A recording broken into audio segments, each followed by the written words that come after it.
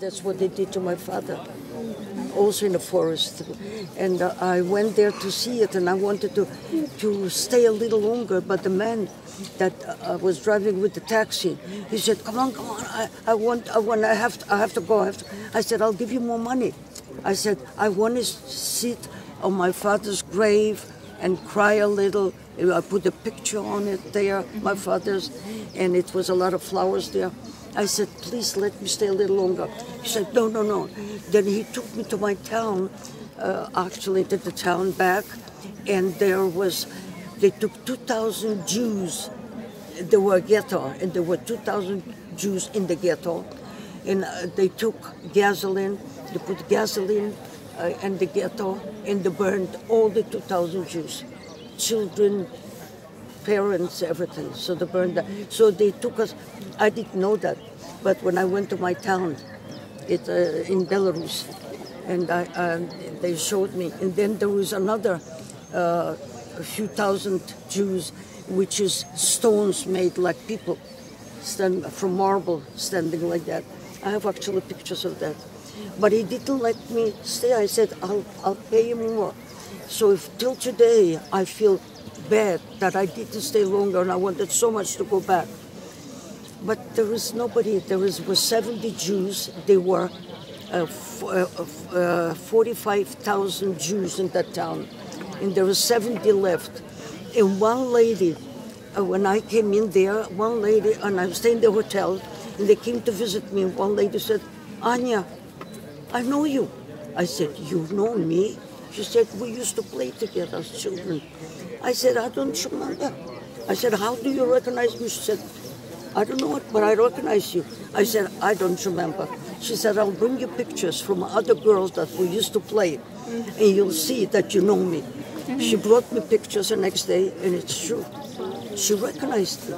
So now I wanted to go back, but she died. The son brought me a letter.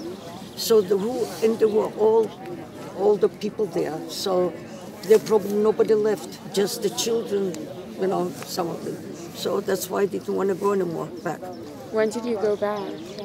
When did you go back that time? About 5 years ago. I wanted so much to know where, because when I was back after the liberation of my town, so my mother came to town and asked about my father, and that's what people, Christian people, that they were very good friends with us. They were telling me all the story about. They were telling me even the story about my grandfather, which I think I told him. He was a violin player, traveling all over the world. He spoke 9 languages. He was doing conservatorium in Connecticut, teaching too. And the German told him to play for them. So he played for them, and then he said, okay. They said, okay, now you can go home. So he started running. One German soldier grabbed him, he cut his fingers off, and he killed him right on the spot. And then they went to his house, and they killed my grandmother with the boots, the feet like that. So that's what we found out after the war, because we didn't know nothing was going on. And like my mother's brother, he was, I think I told you that he was an electrostation engineer, and they said, the partisan came, they said, you better go away with us because we're going to bomb the electric station. And the German would think that you did that. He said, oh, the German, they like me. They wouldn't do it. I worked for them all the time. He said, please, come with us. He said, I'm not going. So they bombed the electric station. The German came. They said, what did you do? He said, I didn't do nothing. He said, you did that. You bombed. You did. You made the electric station. You bombed it. He said, I didn't do it. Anyway, they didn't believe him. They took him with the 2 children, his wife and 2 children, in the field, and they killed first of all the 2 children in front of them. Then they killed the wife in front of him, and then they killed him. So my whole family is gone. Just my mother and my brother remained.